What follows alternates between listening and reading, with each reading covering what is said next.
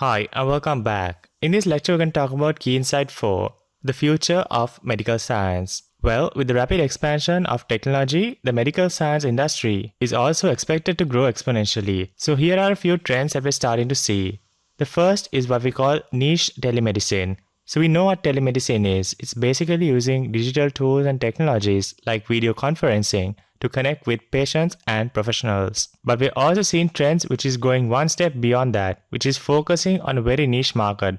For example, telemedicine initiatives which focus on a niche market disease or a condition. So for example, things like diabetes, maybe heart diseases, maybe cancer. So a very niche market. So this allows healthcare providers to increase their expertise and specialization of that particular space and be very competitive with it. Then we're starting to realize trends like at-home laboratory test or lab test. So if you look at this whole COVID-19 pandemic, a lot of countries all around the world started to realize the importance of having home-based testing kits rather than waiting for the patient to go to the hospital and get checked. So this trend will move on into the future where the growth of the at-home lab test industry will create universal access to healthcare infrastructure because you can easily get tested from home, send the sample to a lab, and then after about 2-3 days, you can get the results via a secure online website or even straight to your smartphone or tablet device. So this will also prevent certain things like stigmatizing patients. So if you look at the whole COVID-19 pandemic at the start, people were very scared of the patients. And even if you were completely cured, people were reluctant to get close to those kind of patients. So it stigmatized the patients and gave them a meaning that they were expelled from society kind of a thing. So that was extremely mentally challenging for a lot of patients. And by having these kind of at-home tests, will significantly reduce any kind of negative experiences the patient has as well. Then we have things like AI or artificial intelligence guided systems and processors. So artificial intelligence in very simple terms is giving the computers the ability to think and mimic the human brain.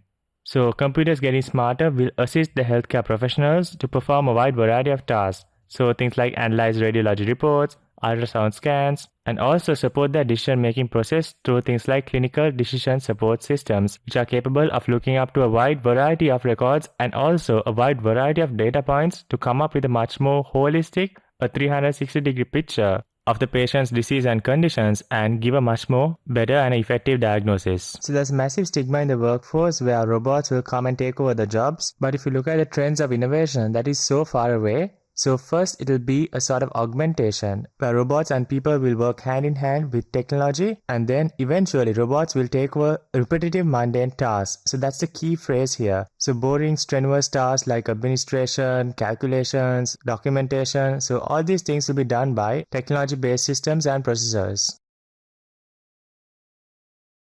Then also we're seeing a lot of applications as far as additive manufacturing is concerned. So we can talk about additive manufacturing in a much more detailed manner in one of our next lectures. So in very simple terms, additive manufacturing, or what we call 3D printing, is a process of printing three-dimensional objects. So we can use additive manufacturing to print customized medications, tools, and other supporting devices. So things like prosthetics, things like dentures, and all these things can be customized and printed according to each patient's specific requirements. So rather than having one size fits all, we can have a customized solution for each case-by-case scenario. Then there's digital health insurance. So using clinical grade wearables like fitness trackers like Fitbits and Apple smartwatches, we can provide digital health insurance, measure the activity of the policyholders, whether they are getting adequate sleep, whether they are exercising properly. All these things can be monitored and aggregated and used when calculating the premium for the health insurance. Then we have other trends like bioprinting, which is also using 3D printing, or what we call additive manufacturing, which usually takes things like stem cells from the patient itself and is able to print tissues, organs, and blood vessels, saving valuable lives in a very cost-effective manner with less complications and side effects. So rather than waiting for an organ donor, bioprinting is reaching a level where we can actually print organs and use as substitutes or alternatives and replace malfunctioning or diseased organs. Then we're seeing another interesting trend in medical science, which is regenerative medicine. So this is basically a branch of medicine that develops methods and strategies to regrow, repair, or replace any kind of damaged or diseased cells, organs, tissues, and it often includes things like the generation and use of therapeutic stem cells, tissue engineering, and also the production of artificial organs using methods like additive manufacturing or 3D printing. So this seems like magic, but it's actually happening. So stem cells in very simple terms is also known as the raw materials of the body, So these are basically raw cells which other cells are developed. So first we have stem cells, and then it evolves to daughter cells, and then it finally evolves to specialized cells, whether it's things like nerve cells or any kind of tissue or brain cells or any other specialized cell. So applications of regenerative medicine. So first is type 1 diabetes, which is basically genetic diabetes and not the diabetes that's based on your lifestyle choices. Then we have things like cardiovascular tissue repairs. So rather than putting stents and cutting veins from one place and putting it to another place, we can use regenerative medicine to actually print some tissue on the surface itself. Then we have conditions like brain injury tissue repairs. So any kind of significant brain injury might hinder the patient's ability to function a normal healthy life. So things like eating, drinking, getting dressed on their own, having a wash. So all these functionalities will be impacted when you have a brain injury. But now with regenerative medicine, we can focus on fixing that as well. Then we have other conditions like immune system improvements. So a lot of autoimmune disorders don't have medication to cure the condition completely. Some can only reduce the severity of the symptoms. So with regenerative medicine, we can address that challenge as well. Then we have things like cell therapies, tissue engineering, and also addressing skin wounds. So burns and all these things can be treated, and things like stem cell therapies are now available to actually grow the skin rather than grafting from one place to another. And then we have things like certain types of cancer as well as organ transplants as well.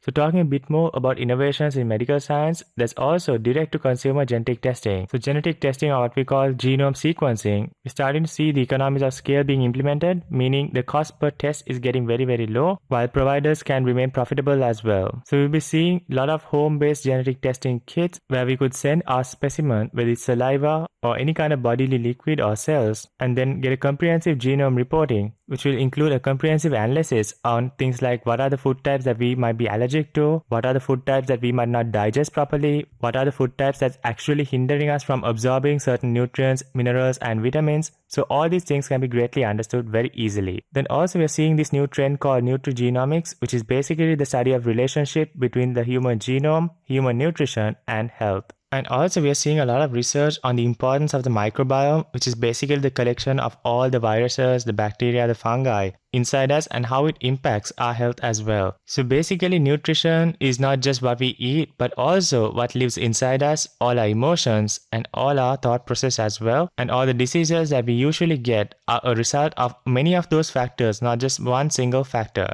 So it's making the diagnosis very complicated as well, because isolating one single factor and treating it is no longer possible. We had to look at a holistic picture, but technology is able to support us in that endeavor as well.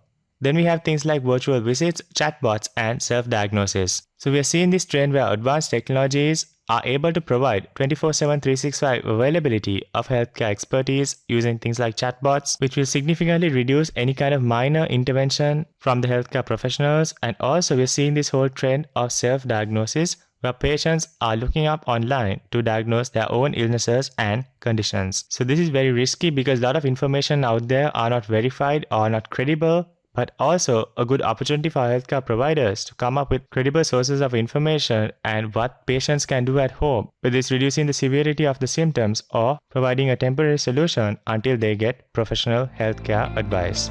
Well, that's about it for Key Insight 4, the future of medical science. I'll see you on another lecture.